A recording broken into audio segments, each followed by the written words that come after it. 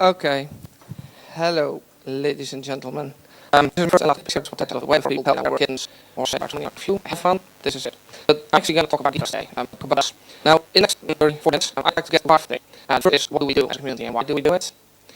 I'm going to talk about governance, open governance perhaps, about rules and the rules that we have in our community. I'm going to talk about what happens when you write those rules down, and I'm going to talk about how you can change them.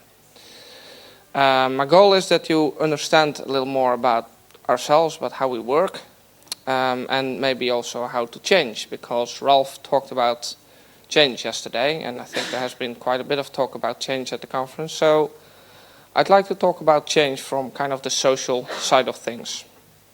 Now let's begin with what we do. Now, on one hand, that's pretty simple, right? We do a Linux distribution. But on the other hand, of course, there's a lot more that is involved with that. I mean, we have OBS, we have all these tools and all the things around it, Open Q&A, Connect, Open Faith, things like that. And of course, as Ralph mentioned, SUSE helps a lot with maintenance of some of our tools. We have the forums, we have Bugzilla, we have lots of other things like our wiki, translation. There's a lot of stuff that is related to building a distro. But I'd like to move on to why we do all this. So I always say, why do people doing free software what they do? Of course, for SUSE, it's you can say, okay, it's business. Now, I think Ralph already pointed out yesterday that there's a little more to it than just business. He said if it was up to us, we would still be selling the box, because, we had a lot more, all working together on one thing. It was a bit simpler and perhaps even more fun than the more complicated things that is needed these days. So I think even for companies, there's more to it than just the business side, but it is in the end what keeps the ball rolling. But for volunteers, for the community, there's more. And as I said, I always say, you come for the technology, and you stay for the people. So it would be Distro that pulls you in and says, look, cool stuff here. And it's the geekos that keep you around. So think about it. I mean, it's a technology. You came to the website or somebody showed you openSUSE and you played with it and thought, hey, this is cool. You installed it, you used it for a while, and then maybe at some point you wanted to try it OBS. You build a package, you merged it. And that's where it started, right? But you stayed because of the crazy stuff that we do. You stayed because of the people, the geeko, the interesting stuff, and the fame, maybe. And for some people, I think Georg talked about that very clearly, a lot of people also stay because they find out that there's more to free software than the software part. There's also the free part, the freedom part. And for a lot of us, the freedom part has become more important. We joined because of technology, but after a while you discover that this free thing, especially now, of course, with Prism coming out, but even before that, most of us knew there was some stuff going on, and that free is important for the world. So this might not be the primary motivation for all of you, but it certainly plays a role for a lot of us. So we're making a difference in the world, and I think that's important. Now, what you get out of this is, of course, you get to be a super geeko, right? You learn a lot about coding or packaging, or even just working with people. Don't forget the social side of this. We're all in this together, and we learn a lot just working together. You learn a lot about other people, about how you can collaborate with other people, why you do it, motivation maybe. You have a fight here and there that also teaches you a lot. And this is quite useful, not just for you alone at home, but also in your work. And you are building up your resume to some extent, to quite some extent. I mean, some companies get that, other companies don't. But the companies who do get it, they pay for it. Free software hackers earn more money than people, who just do .NET or other, less free software-y things. It's about 30% difference, I believe, even, according to a lot of studies. I mean, that's a fair bit of money. So it matters, not just for your fun, but also for your resume, for your future. And I think about organizing a conference like this. I'm sure not only did everyone on this team learn quite a bit, but I'm betting some of them discovered that they actually like doing this. Maybe they want to do more of it. And others probably discovered they did not like it and never want to do it again. Okay, that's cool, but you learned something that's valuable. And who knows, maybe one or two of the blue people here will end up as, organizing events as a job. I mean, hey, it's actually a job. You can do that if you want. So the question then is, how do we do this? Yeah? Now, the how, of course, comes back to all this technical stuff that we do, right? Let's talk about our tools. Let's talk about Open Faith. Let's talk about Bugzilla. Let's talk about OpenQ&A. Let's talk about OBS. Yes, these things are important, but I want to talk more about the process. And not just the process on the side of OBS, right? Our branch, update, merge, the package, our burping and all these things. I want to go a little deeper. I want to talk about what's below this, the governance, the ruling. Now, from the outside, we seem quite crazy. A lot of people think, like, what the heck are these people doing, Where's the boss? Where's the planning? Where's the process? Where's product management? Where's maybe the CEO? Who makes choices? Now, the reason those people don't understand it is because this is how they see the world. They think everybody just falls in line and goes in one direction, and that is the best way of doing it. But honestly, that's a rather strange way of looking at the world, because this is not how the world works. If you ask an organization analyst, how does an organization work? He will tell you, well, this idea of everybody follows the leader, that worked maybe in 1800. And today it works in a static organization, which is in a predictable environment. Now tell me, this is 2013, how many static, predictable environments are there in the world? How many markets have no change? None, right? And we're in the IT business. I mean, that's the opposite of anything static and predictable. It's totally unpredictable. So maybe in a small company you can have a really brilliant CEO and he knows the way. Yeah, he knows all the technology, he knows all the people, he understands the market and can make the choices. But that's not how it works in bigger organizations, and certainly not in our environment. Yeah? Top-down is a system that doesn't work anymore. Today it's the information age.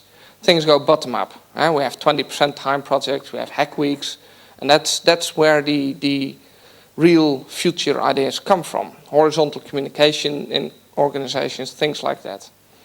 So it doesn't mean there's no planning, and doesn't mean there's no leadership. It's just a different kind of leadership. A leader in 2013 is somebody who knows how to pick the right people, how to keep them motivated, and how to create an environment in which they can do their thing. And it's not somebody who tells other people what to do. Now this brings us to openSUSE, because that's very much how we work. It also brings us to open governance. Now what is governance? You can read Wikipedia about it, you can read lots of sites and lots of books about it. I would like to use my own definition here.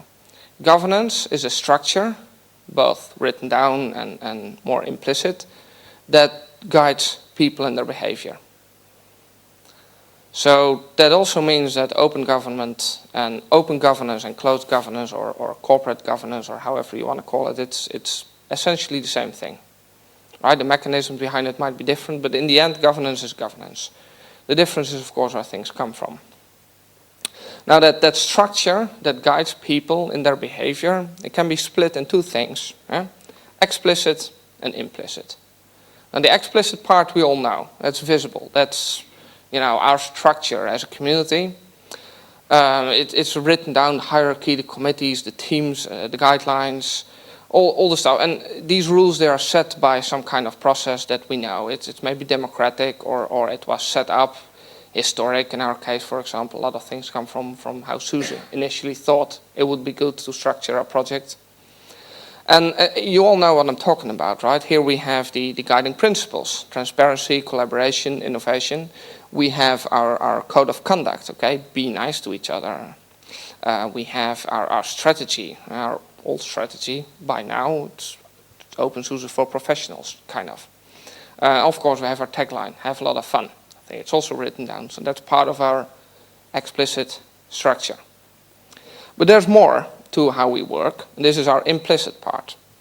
And that's kind of the culture of our project as a community. Now, culture is, the definition of it, is a shared understanding that people have which guides their behavior. In other words, that's clearly part of the governance, right? The structure that guides people's behavior. So this is a shared understanding of the world. It's about the way you look at the world, the way you think things are supposed to be, and you're usually not very much aware of it. But at the same time, you know all these rules, because they're really important actually. Who codes the sites? Just do it. Talk is cheap, RTFM, I won't expand on that. And credit where credit is due, and well, everybody hates top posting. I mean, we know all these rules, and when you mention them, it's like, yeah, sure, of course we do that. But it's not really written down. There's not like the guiding principles. There's a website that says, you know, just do it, or who codes the sites. I mean, we yell these things at each other all the time, and that's, of course, how we spread them. Now, you could write these things down. It's a bit like the 10 Commandments, right? I mean, I'm sure that you all realize that before the 10 Commandments were written down, people already had most of these rules. It's not like everybody thought until this was chiseled in stone that it was okay to rape and torture and kill people. Of course not. They knew that, right? This is documenting existing practices. That's what happened. The values written in stone are normal human values that existed long before someone thought about writing them down. But at the same time, it was kind of a big deal.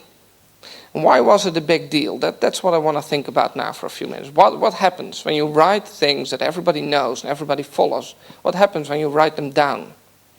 Now, there are 4 things that happen when you write things down. The first thing is, if you write things down, it becomes a little harder to change them.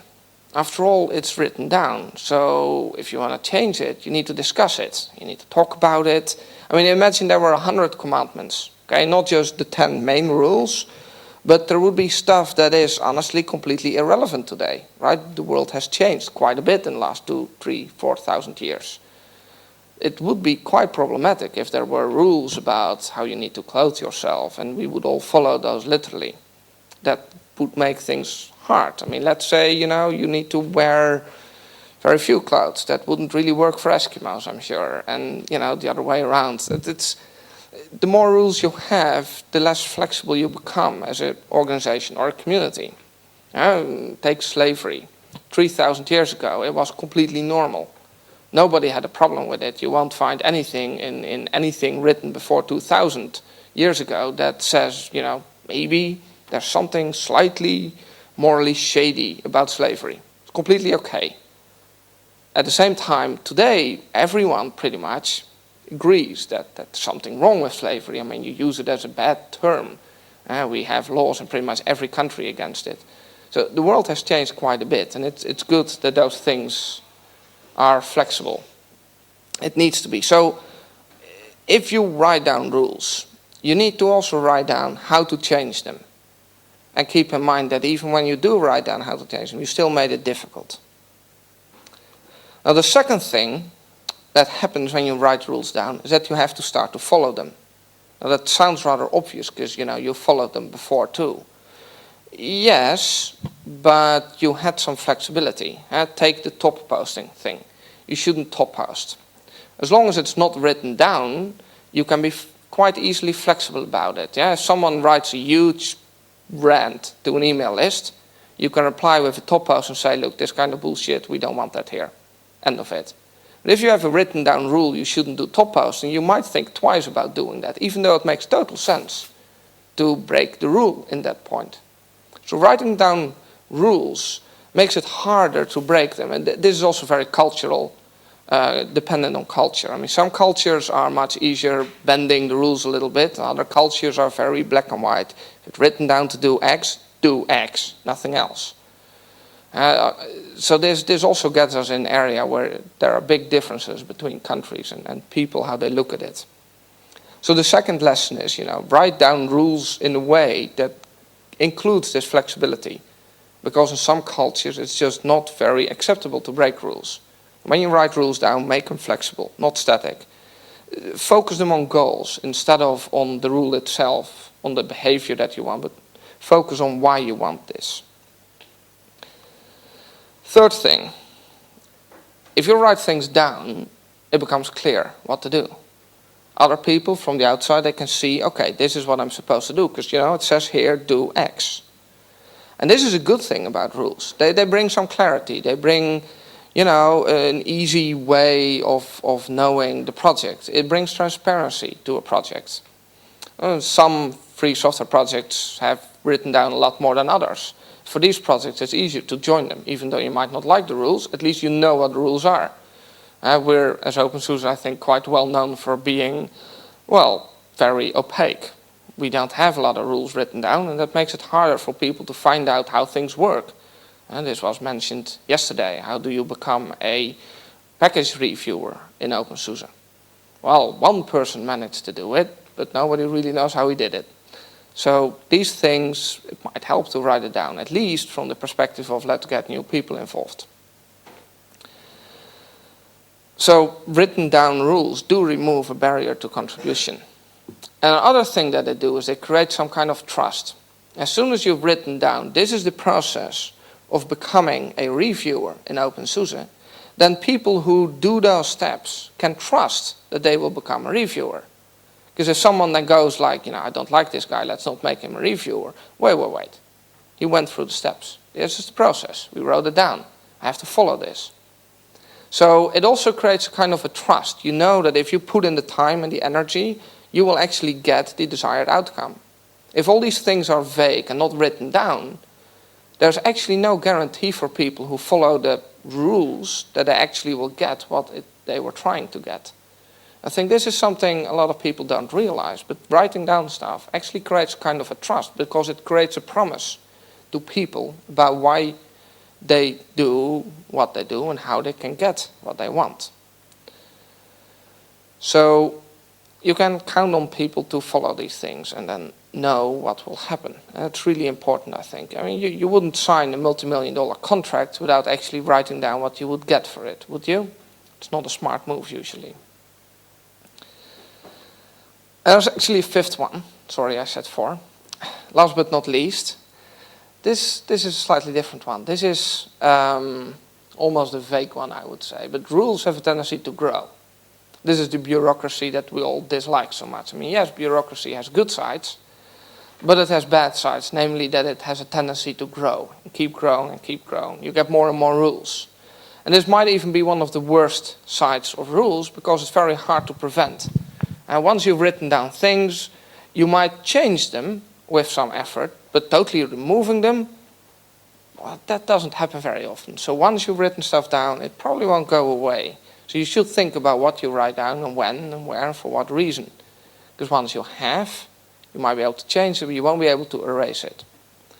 So it grows. And I think that's an important point of rules. Oh, that's a little too fast. Thank you. Okay, so in conclusion, putting the writing on the wall has a big impact on the community. As I said at the beginning, I want you to understand what it means when you write down rules. Now this is what it does. The things to keep in mind is that they become hard to change and hard to ignore, but they help people to understand and become a part of the community. Downside is that it gets worse over time. You get more and more rules and things become complicated. Can create a big, rigid structure that gets in the way of actually getting things done. Because the world changes, rules can change, but they're always behind. Rules usually change in response to changes in the world, not the other way around. So that slows change down. Now we know the visible rules. This is the writing down stuff. Let's talk a little more about our culture here. You might wonder, okay, you know, I talked about it, just do it, and the other elements of like our culture and how we think and work. So where does that come from? And when the project is formed, the people who join, they bring some kind of baggage, right? It's their understanding of the world. And I said culture is a shared understanding of the world. Where does it come from? Well, everybody has an understanding of the world, obviously, from our own history and the things we've done. So when you come together and you start to work together, you start to share this. And that's where it comes from. Of course, in the case of openSUSE, SUSE had a big impact. And the SUSE engineers that started to build up openSUSE, they had a certain idea about how the world works. It was very much a company culture. And that got infused in openSUSE as a community. But it changed. And when culture evolves and grows, It is because all this baggage comes together, and the people come together and they start to work together, they do things together, and they try something and it doesn't work. So they learn, okay, this doesn't work. They try something else and there's a lot of yelling, and they figure out, okay, after some yelling it actually does work. So culture change. You build together your culture. You learn together, and at some point you all kind of have this same idea of how the world works. And hey, you have shared culture, community culture. So this interaction creates some kind of story about how the world works. And the do's and don'ts are clear to the people who are involved, because they got cynical or angry replies when they did something wrong, and they got praise perhaps when they did something right. And of course this learning process is also part of the culture. It's different in every community. You have to realize that people can have a different culture in different places. We humans, we are very good at adapting to different places. Like somebody who has this just do it attitude in openSUSE might have a completely opposite attitude at work or at home or in other places. People can be completely different in different places. I mean, you might have noticed this in real life. It's not as visible as it should perhaps be, because people really are very flexible in how they deal with culture of communities and places. Now, the question then is, how do we learn these rules to new people? Well, of course they get taught to new people, right? Because we have a certain community culture, and that culture spreads to the other people who join us. We kind of push them on newbies as part of the becoming part of the community process. Now, this is very much monkey see, monkey do.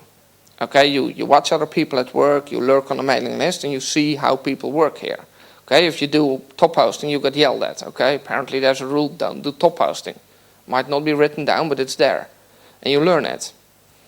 And of course, there's also a selection process. You watch, and you see people yell at each other, and you think, what a bunch of, well, let's say, unfriendly people. I don't like this. I go away. There's a selection process. People who don't like the way we work leave. They leave silently. We don't see that, but it does happen quite a bit. And of course, it's usually the most noisy community members that have the biggest influence on the culture. It's the benevolent dictators, as it works in the Linux kernel community, where basically the behavior of Linus has a lot of influence on how other people behave, including the yelling that he, well, rather frequently does. It's the same in a company, right? I mean, the CEO, the things he does are very visible, so that influences a lot of people in the company, and other people start to behave the same, whether it's good or bad. So a community forms itself after the most influential and visible people, kind of the leadership. And this is, of course, where change comes in, because you need to know this. This is important. And how do you change the direction of the train? How do you change the community? How do you change the way we work? Because if we want to change, we need to know how to do that. It's not very easy. In a company, you might be able to make new rules, write them down and force them on people, We don't really have that in a community. So even if you make rules in a top-down process, you can get a lot of opposition. Especially because people aren't even aware that they currently have rules, so they will feel bad about the new rules, but not really know why, because they simply have these implicit rules in their head that go against it. So they will yell a lot at the new rules, but not even be very concrete as to what is wrong. So you get a really, well, screwed up communication about it. So let's talk about this change. Now, of course, writing down is part of the solution.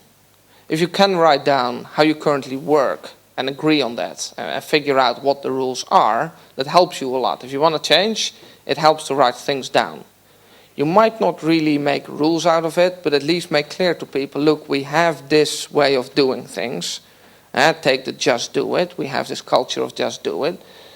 You need to be aware of that before you can change it, because maybe it's harmful in some way. Then you need to know that and talk about it. Let's take a simple example here. As a community, let's say we want to make everybody happy. I mean, you can't ignore users, so if users want something, you need to give it to them. We're a user-centric distribution, after all. We deliver what users want at all costs. Choice. Now, okay, you know the rule. Now you need to figure out what is the rule you want. In our example, people who are part of the community will probably all agree that it's good to give people what they want. All our users need to get what they want. That's a sensible rule. That's how we see ourselves. We help our users. We're a friendly community that tries to make everybody happy. So that's something not to fix, right? Because that will be unpleasant for at least some of our users. So you really need to have a very clear idea then to know why that rule is wrong before you can change people's opinion. Because it's something that's really deep into the ideas of the world that people have. Culture is shared understanding of the world. It's not just a rule that people see, but it's really about how they see the world. It's a rather fundamental thing. So you need to really think, what's wrong with catering to users? Make a list. It leads to compromises, where often nobody is really happy. It leads to chaos. You can't have proper solutions that way. It brings good for everyone, but nothing really great for anyone. Try to make it more concrete. Try to really have examples, and then maybe you can make change happen. You say you want focus. You want to make things that are perfect doing one thing, even if they don't do something else. Okay, and then you have to start changing things. And that's where the monkey see, monkey do comes in again. If you want to change the culture, you have to change what people see every day. So you need to get the buy-in from the most visible people, the leaders, the bloggers, the people who talk a lot on the mailing list. People have a lot of respect in the community. That is not always a one-on-one relationship, of course. It can be people who talk very little, but when they say something, everybody listens. These people are important. You need to talk to them. You need to not only convince them that there's something wrong, but you also need to convince them that it has to change and why it matters. Now remember again, it's implicit. So they won't be very much aware of these things. So you have to point it out, give examples, show really that there's something wrong and talk about it. Often it helps a lot to show the results of the rules, right? The bad outfall here and there if they're not aware of it. By the way, this is of course something that works a lot better face to face. That's one of the reasons why we have a conference here. We can talk about things that are hard to change if you do it over mail, right? Culture is really hard to change over mail. So once the people agree with the issue and that there might be a way to improve it, you have to convince them that it is possible to change things, and more importantly, that it's them who can make it happen. It's important because people will only change the behavior if not only the outcome is desirable, but if they only also think that they can actually do it. You can make something really interesting and people might want it, but if they don't think they can do it, why would they bother putting energy in it? So it needs to be clear that it's actually something that can be changed. And in the example that I've been given, that means you need to talk to those people, change their behavior, help them with that, and make clear that, there is change possible. And then the train will start to change directions. And that will take a long time. I mean, changing the rules or a process can take weeks or months. Changing culture is something that you usually measure in years. So it's something that can take a very long time. But change does happen. And once there is a bit of change, once you have good examples and bad examples, you need to make noise about them. And remember, the culture is about a story we have together. And it's about how we see the world. It's about what people see. So you need to change that. You need to blog about the good things, talk about the good and the bad things. That's where you can strengthen the process of change. Create stories, do interviews, maybe celebrate success. Now, we're pretty much already at the end of the most important things I wanted to go over. We talked about change, talked about the rules. I'd like to reiterate a little bit with a couple of more slides. And then we can perhaps have discussion or questions, or just, go to the bar and drink something and continue to recover from yesterday. Now, the first thing I explained is that there are always rules. Okay? You might not have seen them written down, but they are there, And actually, unwritten down rules are probably even stronger than the rules that are written down. There's always something guiding people's behavior, whether you see it or not. So saying, well, we're a community without rules, that's basically just doing this and going blah, blah, blah. That is really not real. It's not how the world works. There's always rules. Just the question is, are they clear and written down? Can people see them? Now, when you write them down, something changes. You make them harder to change, and you make it almost mandatory to follow the rules. On the other hand, the rules will provide guidance and help newcomers to get involved. They give clarity, they give a promise. They know what they will get when they put in energy in the community. Other downside, though, is that they will start and continue to grow and grow and grow. So you need to have ways of keeping them in check. Now, culture forms the backbone of our community, the way we work. It's rules that are invisible, but they're there. And they're always there, and they're important. So where do they come from? They come from the people who bring it, from the history of the project. And it's taught by what people see. At the new base, they watch us go about doing our things, and they learn from it. And the most visible people are therefore the most influential. How do you change them? Well, you change what people see. Change the leadership and change their behavior. Write, make stories, promote the good things. That's how change happens in communities. Now, I wish you a lot of hugs. That's it. Are there any questions?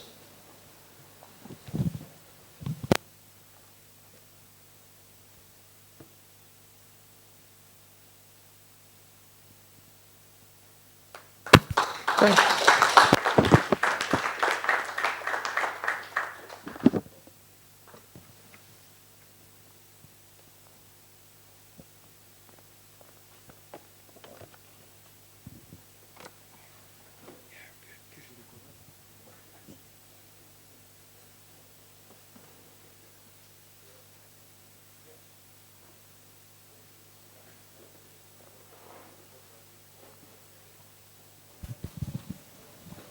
Well, I mostly wanted to continue about yesterday where Rolf said there is change needed. But there is change in our community. I mean, we are changing some things that I'm honestly also quite happy with.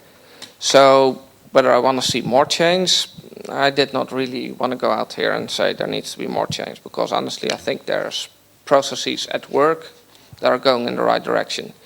So the answer to the question, do we want to see more change? Well, I want to see it continue the way it is going right now. I think that's going well. I do think that it helps to be aware of how change happens and why it happens. And that's why I wanted to, talk about change and culture. Right? A lot of people are not aware of these things. And, as I mentioned, saying there are no rules, while there are rules, they're just not very clear. I think it's not a helpful thing. So it helps, I think, in the discussion about how we work and why we do what we do. It helps to be aware of the way we work and the way change happens. So, hence the subject.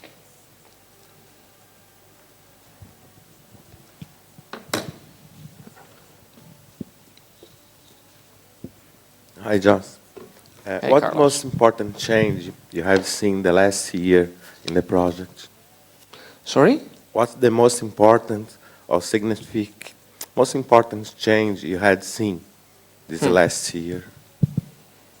The most important change. Well, one that I found really positive, I think, is that 2 years ago, I think, for the conference 2 years ago, we introduced a code of conduct, which resulted in a lot of yelling on the mailing list. But now we have it, and everybody seems quite content, because I haven't seen a lot of yelling anymore. So I think that's changed. There are still, for example, some, I think, communication issues on our mailing lists. It's going better at times. There's still room for change. I think there's a bit of a process going on there. I think a lot of us agree that, there needs to be change. And that already is a first step, I think. If you go through the process, that was, I believe, step 2, step 3, to may be aware that there needs to be something to change. Now the question is, of course, and this is really, actually I think rather visible in some of the discussions, people think you can't change. They say, well, if people are annoying in discussions, there's nothing you can do. And that's not true. Of course you can do something. Yeah, but we don't have rules against it. Well, yes, we do. Our rule right now clearly is that you can yell all you want and you can be really loud, and that's okay, and you can even get your way that way. So you get what you want by yelling really loud. That's apparently the rule, because that's how it works. Saying that there is no rule, it's not true. There is a rule. It's a bad one, I think, something that needs to change. And that last part people are aware of. The first part, the fact that there is a rule on our mailing list that if you yell really loud that you sometimes even get your way, that's something most people are not aware of.